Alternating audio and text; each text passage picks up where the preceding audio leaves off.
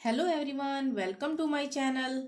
आज की वीडियो में हम हिंदी और अंग्रेजी दोनों में ही 12 खड़ी सीखेंगे। इससे पहले हम हिंदी के स्वर और व्यंजन को भी हिंदी से इंग्लिश में लिखने का अभ्यास करेंगे। वीडियो में अंत तक बने रहिएगा क्योंकि आगे हम सीखने वाले हैं 12 खड़ी का निर्माण कैसे होता है और किनके मिलने से होता है, साथ ही 12 खड़ी सीखना क्यों जरूरी है। तो आइए शुरू करते हैं। सबसे पहले हम स्वर सीखेंगे। स्वर अ, आ, ई ये सारे स्वर हैं, तो इनको हम अंग्रेजी में कैसे लिखें और इनकी मात्राएं कैसे होती हैं। ठीक है, तो स्वर अ के लिए कोई मात्रा नहीं होती है और अ के लिए हम अंग्रेजी में ए लिखेंगे अ। ठीक है, उसी तरह आ के लिए ये मात्रा होती है, उसके लिए हम डबल ए का प्रयोग करेंगे अंग्रेजी में। छोटी ई की मात्रा ये होती है, ये किसी भी अक्षर के ये बाएं तरफ से इधर से ऐसे लगी होती है, इसको हम अंग्रेजी में आई लिखेंगे, यानी कि जहां पे हमें छोटी ई की मात्रा लगानी है वहां पे हम आई का प्रयोग करेंगे। बड़ी ई के लिए ये मात्रा है इसकी, और इसके लिए हम डबल ई का प्रयोग करेंगे। छोटे ऊ को ऊ की मात्रा ये है, और इसके लिए हम अंग्रेजी में यू का प्रयोग करेंगे। ठीक है, जैसे हमने लिखना है उमेश, तो ऊ से होता है ना छोटे ऊ से उमेश, तो वहां पे यू का प्रयोग होगा। बड़े ऊ की मात्रा है ये, किसी भी अक्षर के नीचे इस तरफ लगेगी, तो इसको हम अंग्रेजी में कैसे लिखेंगे, यू या फिर डबल ओ, दोनों का ही प्रयोग होगा बड़े ऊ की मात्रा के लिए। री के लिए ये मात्रा है री की, इसके लिए आर आई का प्रयोग होगा। ए की मात्रा है ये, और इसके लिए ई इंग्लिश में हम ई का प्रयोग करेंगे। ठीक है, जैसे हमें एक लिखना हो ऐसे ही, तो ई और के एक हो जाएगा, ई और के एक। ठीक है, और आगे क्या है, हाँ आय के लिए ये मात्रा है, इसके लिए हम ए आई का प्रयोग करेंगे अंग्रेजी में। ओ के लिए ओ की मात्रा ये है, उसके लिए ओ का ही प्रयोग होगा अंग्रेजी में, जो ओ है वो लिखेंगे हम ओ के लिए। आओ के लिए ये मात्रा है, और इसके लिए हम ए यू या ए ओ लिखेंगे, आओ, ए यू आओ या ए ओ आओ। ठीक है, दोनों का ही यूज करेंगे। अंक की बिंदी ये है, यानी कि किसी भी अक्षर के ऊपर लगेगी ये अंक की बिंदी, तो उसके लिए हम ए एन लिखेंगे, अंग, ए एन। अह के लिए ये बिंदी है दो, किसी भी अक्षर के इस तरफ लगेंगी दो बिंदी, तो इसको हम कैसे अंग्रेजी में लिखेंगे, ए एच अह। ठीक है, ये थे स्वर। अब हम व्यंजन को भी लिखकर देख लेते हैं अंग्रेजी के अल्फाबेट में। ये है व्यंजन। क के लिए हम के ए लिखेंगे। ठीक है, ख के लिए के एच ए ख, ग के लिए जी ए ग, घ के लिए जी एच ए घ, अंग के लिए ए एन जी ए अंगा। च के लिए सी एच ए च, छ के लिए सी डबल एच ए छ, ज के लिए जे ए ज, झ के लिए जे एच ए झ, और इया के लिए एन वाई इया। ठीक है, ट के लिए टी ए ट, ठ के लिए टी एच ए ठ, ड के लिए डी ए ड, ढ के लिए डी एच ए ढ, न के लिए एन ए न। त के लिए टी ए त, थ के लिए टी एच ए थ, द के लिए डी ए द, ध के लिए डी एच ए ध, न के लिए एन ए न। ण और न दोनों सेम है न। ठीक है, यानी कि ये वाली लाइन और ये वाली लाइन सेम है। अब है प के लिए पी ए प, फ के लिए पी एच ए फ, ब के लिए बी ए ब, भ के लिए बी एच ए भ लिखेंगे, म के लिए एम ए म लिखेंगे। ठीक है, य के लिए वाई ए य, र के लिए आर ए र, ल के लिए एल ए ल, व के लिए वी ए या डब्ल्यू ए का भी प्रयोग करेंगे। श के लिए एस एच ए श। उसी प्रकार मूर्धन्य श है, इसकी भी ध्वनि श ही आ रही है ना, तो ये भी एस एच ए श ही लिखा जाएगा। स के लिए एस ए स, ह के लिए एच ए ह, क्ष के लिए के एस एच ए क्ष क्ष। ठीक है, त्र के लिए टी आर ए त्र, और ज्ञ के लिए जी वाई ए ज्ञ। ठीक है, तो ये थे व्यंजन। अब हम आगे 12 खड़ी को अंग्रेजी में लिखना सीखेंगे। 12 खड़ी हम कैसे लिखते हैं अंग्रेजी में, ये यहाँ पे हम सीख लेते हैं। यहाँ पे मैंने दोबारा से स्वर लिख दिए हैं, अ आ ई उ ए ऐ ओ औ अंग ए। ठीक है, साथ में इनकी मात्राएं भी लगा दी है। जैसे ये कोई अक्षर है, अ के लिए कोई मात्रा नहीं है और ए लिखते हैं अंग्रेजी में अ के लिए, उसी प्रकार आ के लिए ये मात्रा है किसी भी अक्षर की तरफ। ठीक है, उसी प्रकार मैंने ये सारी मात्राएं लिख दी हैं। और अंग्रेजी में भी अ आ ई उ ए ऐ ओ औ अंग अ लिख दिया है। ठीक है, ये है अ। तो यहाँ पे स्वर और व्यंजन के मिलने से ही किसी भी शब्द का निर्माण होता है। तो ये हमें सीखना क्यों जरूरी है? हमें इसलिए सीखना जरूरी है कि जब हम ये सीखेंगे तभी तो हमें पता लगेगा कि हम जब कोई शब्द लिखेंगे तो किसमें कौन सी मात्रा लगेगी, यानी किस अक्षर में कौन सी मात्रा लगा के हम शब्द लिख सकते हैं। ठीक है, या वाक्य बना सकते हैं। जैसे क में क स्वर लगेगा ये वाला अ, तो यहाँ पे मात्रा कोई नहीं है। ठीक है ना, तो क लिखेंगे तो क को अंग्रेजी में हम स्वर आ रहा है उसके साथ अ आ रहा है क।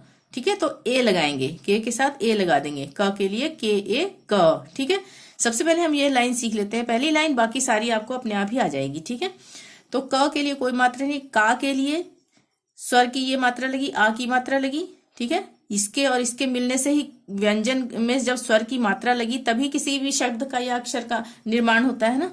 तो यहाँ पे ये क्या बन गया, का। स्वर की मात्रा व्यंजन में लगी तो ये बन गया का। जैसे अ और आ, ये आ है तो ये क में आ की मात्रा लगी तो का बन गया।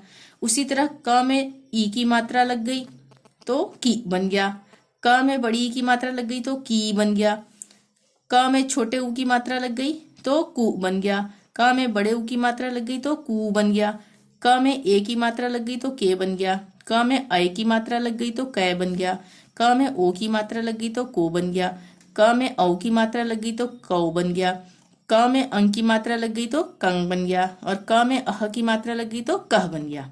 तो ये कैसे बना, क का की कु कु के कै को कौ कंग क। ठीक है, तो यानी कि व्यंजन में जब स्वर मिलते हैं तभी वो पूरा अक्षर बनता है और इन अक्षरों से ही हम स्वर का शब्दों का निर्माण कर सकते हैं। जैसे अब हमने लिखना होगा काम, तो हमें जब पता ही नहीं होगा कि क में आ की मात्रा लगी है तो हम कैसे लिख देंगे काम। ठीक है, क में आ की मात्रा लगेगी का और उसके बाद म लिखेंगे हम, तो हो गया काम। ठीक है, अब हमने लिखना है कितना, तो क में ये स्वर लगा ई की त ना कितना। ठीक है, जब क में छोटी की मात्रा लगी तब बना ना वो की, वैसे तो वो पहले क ही था सिर्फ। ठीक है, तो उसमें जब स्वर की मात्राएं लग जाती हैं तब हम किसी शब्द का निर्माण कर सकते हैं। अब अंग्रेजी में इसको देख लेते हैं। क के लिए के ए का के लिए के डबल ए का, की के लिए के आई जो यहाँ मैंने लिख रखा है, की के लिए ये डबल ई लग जाएगा, की, कु के लिए यू लग जाएगा, छोटे ऊ की मात्रा है तो कु हो गया, और बड़े ऊ की मात्रा लग जाएगा तो डबल ओ लग जाएगा के में, कु। और के बनाना होगा तो क के साथ ई लग जाएगा, के। कै बनाना होगा तो के ए आई कै।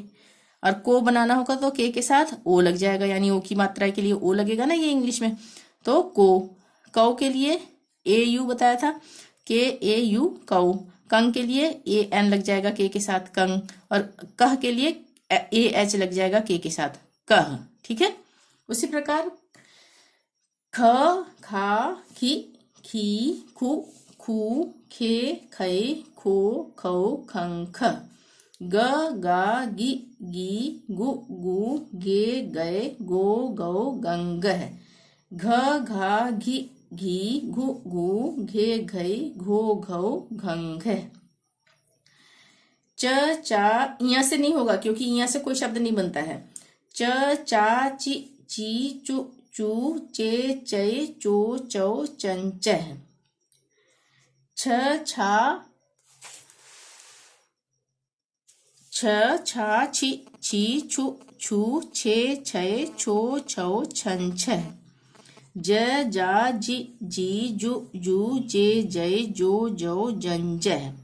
झ झा झी झी झू झू झे झय झो झौ झंझ है।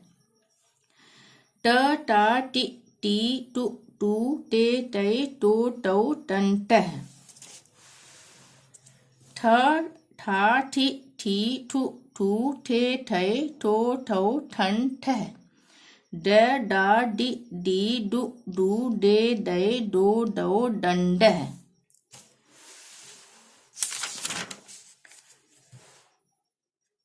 ढ ढा ढी ढी ढू ढू ढे ढै ढो ढौ ढन ढह। न ना नी नी नु नू ने नै नो नौ नं नह। त ता ति ती तु तू ते तै तो तौ तन तह। थ था थि थी थु थू थे थै थो थौ थन थह। द दा दि दी दु दू दे दै दो दौ दन दह। ध धा धी धी धु धू धे धै धो धौ धन धह। ये धो मिट गया है थोड़ा। अब है न ना नि नी नु नू ने नै नो नौ नन नह। प पा पी पी पू पू पे पै पो पौ पम पह। फ फा फी फी फू फू फे फै फो फौ फम फह। ब बा बी बी बू बू बे बै बो बौ बन बह। भ भा भी भी भू भू भे भै भो भौ भन भह।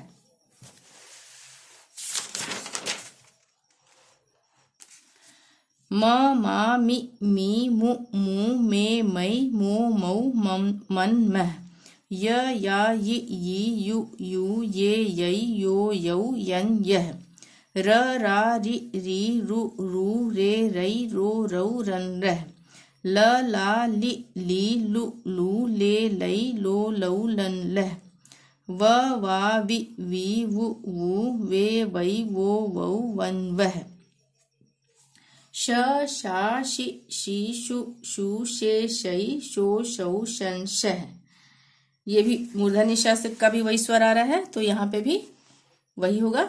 श शा शि शी शु शू शे शै शो शौ शन शह।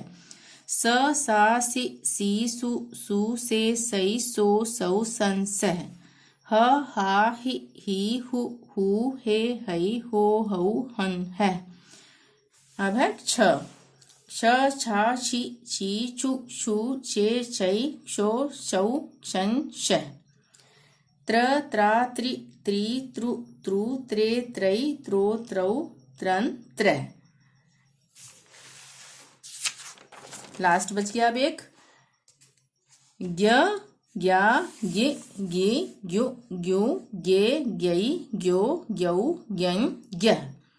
तो ये सारे व्यंजन हमने 12 खड़ी में सीख लिए, ठीक है ना। ये जो यहाँ मैंने पढ़ाए थे व्यंजन क का क ख ग घ, तो इन्हीं से बना है। क का की कू कू के कई को कौ कंक है। ख खा खी खी खू खू खे कई खो खौ खंक है। उसी प्रकार ग से घ से, फिर च से छ से ज से, इसी तरह सबसे 12 खड़ी का निर्माण हुआ है, ठीक है ना। वीडियो पसंद आई हो तो प्लीज लाइक जरूर करें। चैनल को अभी तक सब्सक्राइब नहीं किया है तो प्लीज सब्सक्राइब कर लें और शेयर जरूर करें। Thank you. मिलते हैं नेक्स्ट वीडियो में। Till then bye bye.